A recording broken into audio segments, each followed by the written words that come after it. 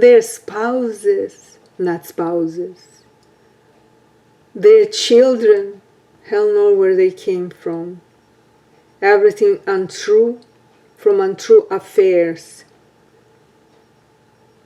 And they all were a circle, belonged to our government. Government which settled absolutely unfair and fake all the way justice. Of course, the fake justice only could serve a crooked. Only untrue justice could serve for the criminals against of a good citizens.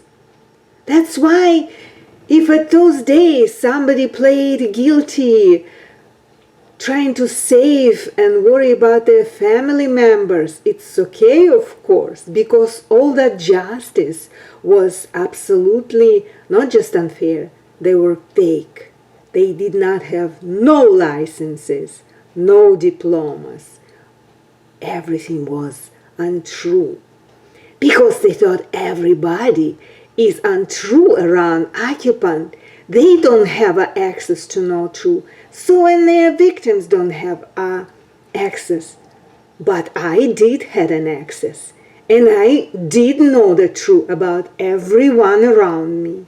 Who is true and who is not. So when the fake lawyer would call and try to accuse me of someone, you could take him as a jerk. Yes, it's a clown. But same time, you were warned that society is under a big, deep trouble, and it's only some time will take to kick the butts of the place and of our country. This time is now. Now they play guilty. Not just play, they are guilty. And they're off and out of the government and of our country. How shame that such a big society turned to absolutely nonsense. How could fair people, good people believe? If they true people and true citizens, how could they believe that this whole justice was not true? It was fake. When a simply diploma and license must be on the wall, and it was not presented. You could make a call, go to the media, and you will find out easy. You could see it right away even if you are truly licensed and educated. You could see it. You don't even need to put on glasses. So, whose guilt it is now? Whose guilt?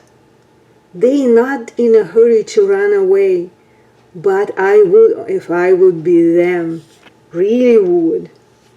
What we're talking today about, June 4th, 2026. Let's start from the comments. There are lots of comments. Who they talking about in these comments? About a first family. We can say it, former first family. It's like a joke, and it is a joke, but it's it's a sad that we could have it. It's out of our time. Minutes, hours, days. They spoil those minutes and days, hours and months. They spoiled. Look how long we listen this big BS. What's going on in our government? Well, let's listen it again. Just 2 days ago.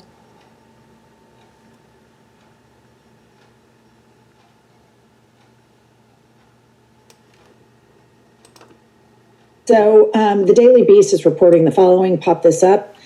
A former Brazilian model has claimed the First Lady was an escort for Epstein and met the president through the notorious sex offender Jeffrey Epstein. And so you may go, Melania, when's the last time we heard from Melania? Yeah. It was when she did a random press conference and said the following. Play the clip. The lies linking me with the disgraceful Jeffrey Epstein need to end today. The individuals lying about me are devoid of ethical standards, humility, and respect. I do not object to their ignorance, but rather I reject their mean-spirited attempts to defame my reputation. Does your home gym look like this? Bulky, crowded. Yeah, not built for real. It sounds to me like this is just the way I see it. If somebody calls, if you're First Lady of the United States of America and somebody says you're a hooker, you just ignore it. I mean, think about all of the insults and all of the shit hurled at Michelle Obama. She didn't have an emergency press conference to deny some salacious allegation. So obviously, I look at this through the same lens that I do when Trump talks about acing his cognitive. He failed them. And I would have never thought, I wouldn't have given this that much credit, except for the fact that she went out of her way to try to play offense on it because she was allegedly a hooker introduced to her husband, the President of the United States, via Jeffrey Epstein. And I didn't even know that she was a high-end call girl. I think this might have even been a low-rent situation. The press conference was in response to tweets Angie sent from the same model who was making these claims. Let's pop this up. Amanda Ungaro tweets, and basically she's talking about Melania here, all right? She says, I will tear down your corrupt system, even if it's the last thing I do in my life. I will go all the way. I am not afraid. Maybe you should be afraid of what I know, of who you are, and who your husband is. I love this shit. I love it. I love it. I'm so happy. And here's the thing. At the time that she made that press conference, and that was released, the early April, the release of her talking about this, that UpGuard talking about it, was to be imminently released. So that's why she tried to get out in front of it. And she just made it a billion times worse. And here's the thing. We now know that Todd Blanche, Pam Bondi, they went in and handpicked stuff to take from the Epstein files that will never see the light of day under Trump.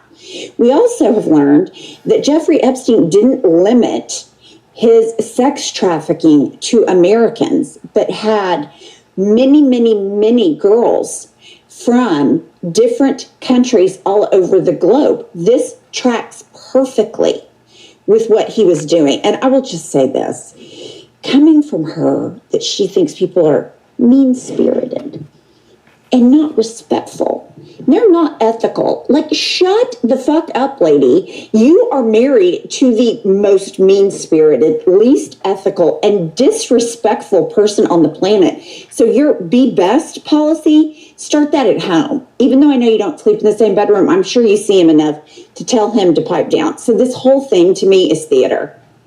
My favorite part is lacking humility. Like the Trumps can lecture anybody about humility. But let's get into the meat and bones of this. So Amanda Ungaro, listener, was married to a man named Paolo Zampoli, all right? And Zampoli and Ungaro regularly dined with the Trumps and celebrated holidays at Mar-a-Lago. Ungaro even sat at Melania's personal table at the 2017 inauguration dinner. This isn't somebody that's like 5 degrees of separation from the Trumps. This is somebody in the epicenter of the Trumps' lives. Zampoli, who is the baby daddy of Amanda Ungaro's child, is credited with introducing Donald and Melania. And this is an important tidbit here. Basically, Zampoli is providing a cover story for Donald and Melania because, as Amanda alleges, she was actually a low-rent call girl from Eastern Europe. No disrespect to low-rent call girls from Eastern Europe. You have to work really hard, and I support sex workers. But Melania, the champion of all the Christian nationalists, this beacon of femininity, this great homemaker, right, was a 2-bit hooker from Eastern Europe, allegedly, all right? So they use Zampoli to provide a cover story that he introduced them. Zampoli flew with Trump to his Mar-a-Lago wedding to Melania in 2005 and now serves as Trump's special envoy for global partnerships and sits on the Kennedy Center Board of Trustees, which, friendly reminder, Donald Trump's name is going to be removed when that decision is final from a federal judge. The Daily Beast obtained audio of Ungaro contradicting Melania's claim that her husband introduced Melania to Trump. Let's play this clip. Let's tell the public you never was the one introducing Melania to Trump. It was Jeffrey Epstein. She was a escort of Jeffrey Epstein. That's how she met Donald Trump. Okay? You are like a fucking piece of shit. Love her, and I love everything about that. She says that Melania was an escort, which is escort, which is also two-bit hooker for Jeffrey Epstein. And honestly, I have to say, I mean, as we all know, these people are pieces of shit.